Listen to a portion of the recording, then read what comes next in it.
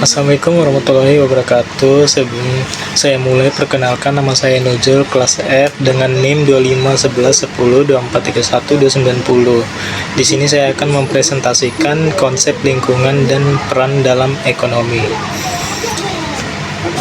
Definisi dan tujuan bisnis. Apa itu bisnis? Jadi secara mendalam, bisnis bukan sekedar aktivitas jual beli barang atau jasa. Ia adalah sistem kegiatan terorganisir dan berkelanjutan yang dilakukan oleh individu atau kelompok untuk menciptakan nilai, memindahkan kepemilikan, dan menawarkan barang atau jasa kepada konsumen dengan imbalan pembayaran. Intinya, bisnis menjabatani antara kemampuan produksi dan kebutuhan nyata masyarakat, sehingga tercipta keseimbangan dalam perekonomian. Tujuan bisnis lebih dari sekedar keuntungan. Menciptakan keuntungan atau profit merupakan imbalan atas risiko yang diambil, tenaga yang dikeluarkan dan modal yang ditanamkan. Nah, keuntungan menjadi sumber dana untuk mengembangkan usaha, memperbarui peralatan, dan menjamin kelangsungan hidup perusahaan di masa depan. Tanpa keuntungan, usaha tidak dapat bertahan lama. Memenuhi kebutuhan dan keinginan konsumen, setiap usaha lahir karena ada kebutuhan yang belum terpenuhi. Bisnis berperan menyediakan solusi, meningkatkan kualitas hidup, dan menyesuaikan penawaran dengan selera serta kemampuan bayar masyarakat. Selain itu, menciptakan lapangan kerja. Dalam menjalankan operasional, bisnis membutuhkan tenaga kerja. Hal ini menyerap tenaga kerja, mengurangi angka pengangguran, dan mendistribusikan pendapatan kepada masyarakat luas. Berkontribusi pada pertumbuhan ekonomi melalui pembayaran pajak, peningkatan pendapatan nasional, dan perputaran uang. Bisnis menjadi penggerak utama roda perekonomian suatu daerah maupun negara. Fungsi dan prinsip dasar bisnis meliputi produksi, menghasilkan barang atau jasa, distribusi, menyampaikan ke lokasi konsumen, pemasaran, mengenalkan dan menjual, serta administrasi, mengelola data, keuangan, dan dokumen.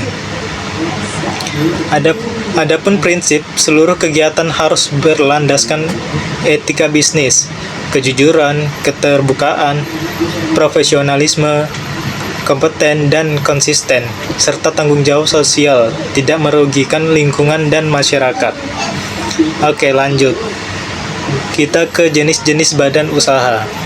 Setiap bentuk badan usaha memiliki karakteristik hukum, tanggung jawab, dan struktur kepemilikan yang berbeda, yang menentukan cara pengelolaannya. Usaha perorangan, badan usaha yang dimiliki sepenuhnya dan dikelola langsung oleh satu orang.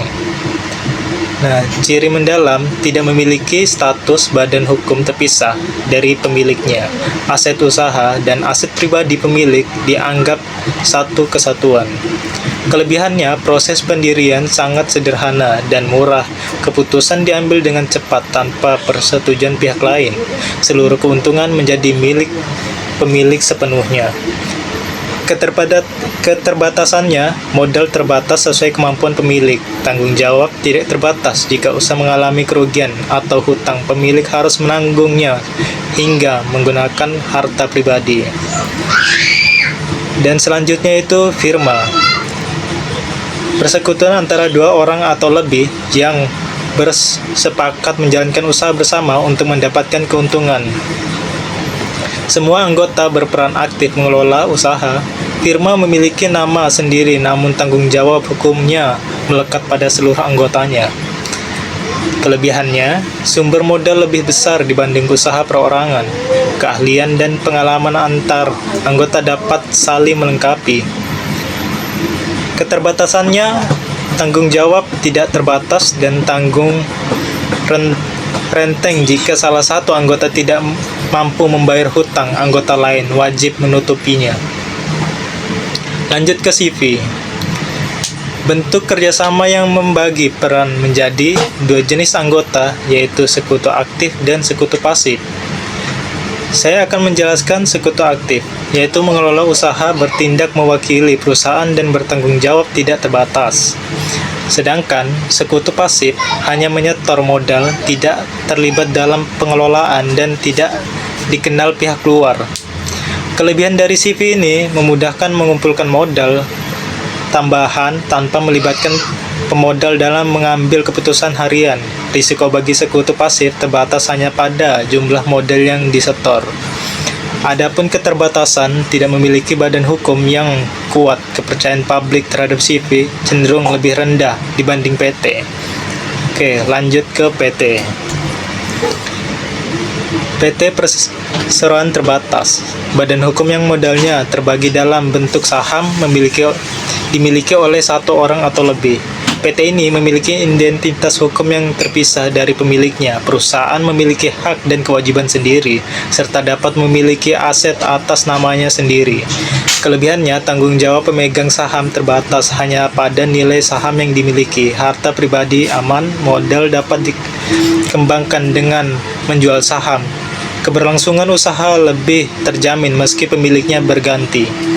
Adapun keterbatasannya, proses pendirian lebih rumit, memerlukan akta notaris dan persetujuan resmi, biaya operasional dan administrasi lebih tinggi. Lanjut ke koperasi. Badan usaha yang beranggotakan orang-orang atau badan hukum koperasi dengan prinsip kebersamaan, kekeluargaan, dan gotong royong. Tujuan utama bukan semata-mata mencari keuntungan maksimal, melainkan meningkatkan kesejahteraan ekonomi anggotanya. Kelebihannya, setiap anggota memiliki hak suara yang sama. Satu orang, satu suara. Tidak tergantung jumlah modal, sisa hasil usaha dibagikan sesuai jasa anggota, bukan besarnya modal. Tanggung jawab terbatas. Keterbatasannya, pengambilan keputusan membutuhkan musyawarah sehingga cenderung lambat. Pengembangan modal terbatas pada kemampuan anggota. Oke, lanjut ke slide selanjutnya. Faktor produksi dan pelaku ekonomi. Kita masuk ke faktor produksi dulu. Merupakan segala sumber daya yang diperlukan untuk mengubah bahan mentah menjadi barang atau jasa yang bernilai guna. Nah, terdiri dari 4 unsur utama, yaitu sumber daya alam. Sumber daya alam meliputi tanah, air, hutan, hasil tambang, iklim, dan segala sesuatu yang tersedia secara alami. Merupakan dasar utama proses produksi. Tanpa ketersediaan ini, kegiatan usaha tidak dapat berjalan. Lanjut ke tenaga kerja.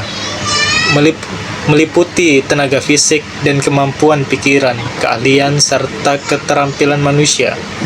Perannya sangat penting karena ia yang menggerakkan mesin, merencanakan proses, dan mengawasi jalannya produksi. Lanjut ke modal. Tidak hanya berupa uang, tetapi juga barang modal seperti gedung, mesin, kendaraan, peralatan, dan teknologi. Berfungsi sebagai sarana pendukung agar proses produksi berjalan lebih cepat, tepat, dan efisien. Lanjut ke wirausaha. Kemampuan khusus untuk menggabungkan dan mengelola ketiga faktor di atas menjadi satu kesatuan yang produktif. Meliputi keberanian mengambil risiko, kemampuan berinovasi, serta visi melihat peluang pasar. Lanjut ke pelaku ekonomi. Mereka yang terlibat langsung dalam proses kegiatan ekonomi. Rumah tangga konsumen bertindak sebagai pengguna barang atau jasa sekaligus pemasok faktor produksi, menyediakan tenaga kerja, tanah, modal. Perusahaan bertindak sebagai pengelola faktor produksi menjadi barang atau jasa, serta menciptakan lapangan kerja. Pemerintah sebagai regulator membuat aturan hukum, penyedia infrastruktur, dan fasilitas umum, serta menyeimbang perekonomian agar tidak terjadi ketimpangan. Masyarakat luar negeri melalui kegiatan ekspor dan impor memperluas pasar, menyediakan bahan baku yang tidak ada di dalam negeri, serta memperkenalkan teknologi baru. Oke, lanjut ke slide selanjutnya. Ke lingkungan bisnis. Nah, lingkungan bisnis, keberhasilan bisnis sangat bergantung pada kemampuan beradaptasi dengan lingkungan tempat ia beroperasi. Lingkungan dibagi menjadi dua kategori, internal dan eksternal. Di sini saya akan menjelaskan internalnya. Nah, lingkungan internal, seluruh faktor yang ada di dalam perusahaan dan dapat dikendalikan oleh manajemen. Unsur lengkap, sumber daya manusia, kualitas, keahlian, motivasi, kedisiplinan, serta budaya kerja karyawan. Sumber daya keuangan, ketersediaan modal, pengelolaan arus kas, dan kemampuan mendapatkan pendanaan. Struktur organisasi, sistem pembagian tugas, wewenang, dan alur komunikasi yang jelas. Proses operasional dan teknologi, cara kerja efisien, produksi, dan penerapan teknologi yang digunakan. Faktor ini menjadi kekuatan atau kelemahan utama yang menentukan kinerja usaha. Oke, lanjut ke lingkungan eksternal. Faktor yang berada di luar kendali perusahaan, namun sangat memengaruhi jalannya usaha. Perusahaan hanya dapat mengamati dan menyesuaikan strategi. Unsur lengkapnya, ekonomi, tingkat inflasi, suku bunga bank, nilai tukar mata uang, dan pendapatan masyarakat. Jika inflasi tinggi, biaya produksi naik, dan daya beli konsumen menurun. Sosial budaya, perubahan jumlah penduduk, usia, tingkat pendidikan, gaya hidup, nilai-nilai, dan kebiasaan masyarakat. Ini menentukan jenis produksi yang diminati pasar. Politik dan hukum, stabilitas keamanan negeri, kebijakan pemerintah, peraturan perpajakan dan undang-undang ketenagakerjaan, kestabilan politik dan mengganggu kelancaran usaha. Teknologi, perkembangan alat produksi, sistem informasi, dan digitalisasi. Teknologi baru dapat memangkas biaya sekaligus membuat cara kerja lama menjadi asing. Lingkungan fisik, kondisi alami, ketersediaan sumber daya, dan dampak perubahan iklim yang memengaruhi pasokan bahan baku. Lanjut ke tanggung jawab sosial perusahaan. Komitmen perusahaan untuk berkontribusi pada pembangunan ekonomi berkelanjutan dengan mempertimbangkan aspek sosial, lingkungan, dan hak-hak pemangku kepentingan, bukan hanya mengejar keuntungan semata. Bentuk pelaksanaannya, filantropi, memberikan bantuan dana atau barang untuk kemanusiaan. Mengelola limbah dengan baik, mengurangi polusi, dan melestarikan alam.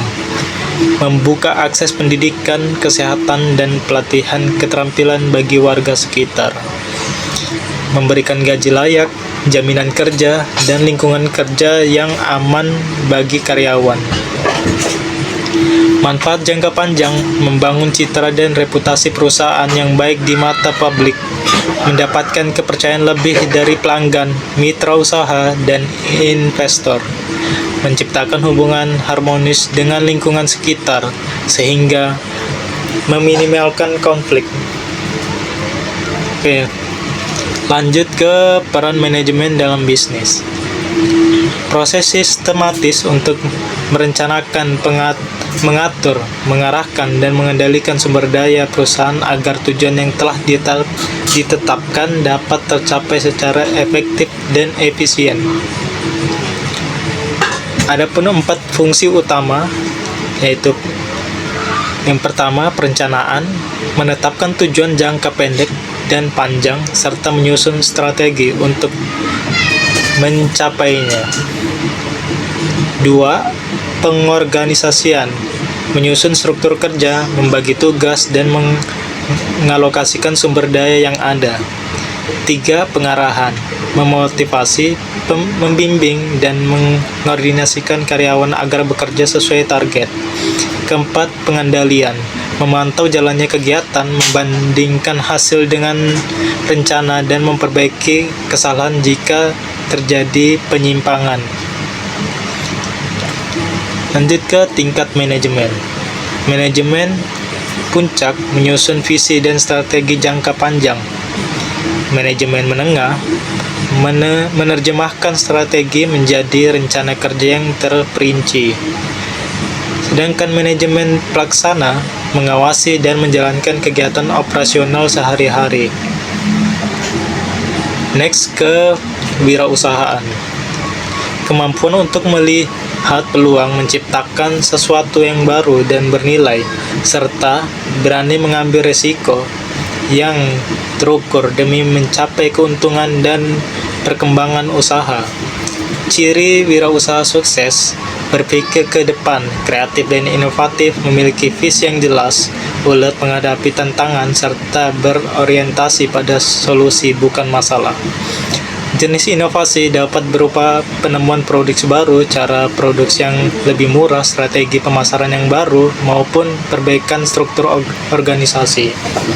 Contoh nyata, Gojek, Tokopedia, Traveloka berhasil berkembang pesat karena mampu berinovasi menyesuaikan kebutuhan masyarakat dan perkembangan teknologi. Lanjut ke tantangan bisnis di era globalisasi. Persaingan semakin ketat. Perusahaan lokal harus bersaing dengan perusahaan multinasional yang memiliki modal dan teknologi lebih maju. Solusinya menciptakan keunikan produk dan melayani segmen pasar tertentu. Perubahan teknologi sangat cepat, teknologi berkembang terus-menerus sehingga perusahaan harus terus berinvestasi dan belajar agar tidak tertinggal. Ketidakpastian ekonomi, fluktuasi nilai tukar, krisis ekonomi, atau perubahan harga bahan baku dapat mengganggu stabilitas usaha. Solusinya melakukan berinteraksi manajemen risiko yang matang.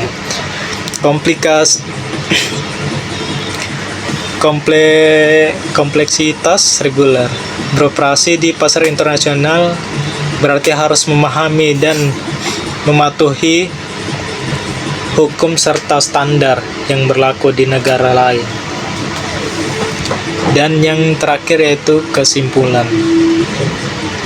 Bisnis adalah sistem yang dinamis dan saling terhubung dengan berbagai aspek kehidupan. Keberhasilan sebuah usaha tidak hanya ditentukan oleh besarnya modal atau produk yang diterjual, melainkan oleh pemahaman mendalam terhadap konsep dasar, kemampuan membaca perubahan lingkungan, pengelolaan dan profesional, serta tanggung jawab yang seimbang terhadap keuntungan, kesejahteraan masyarakat, dan kelestarian lingkungan.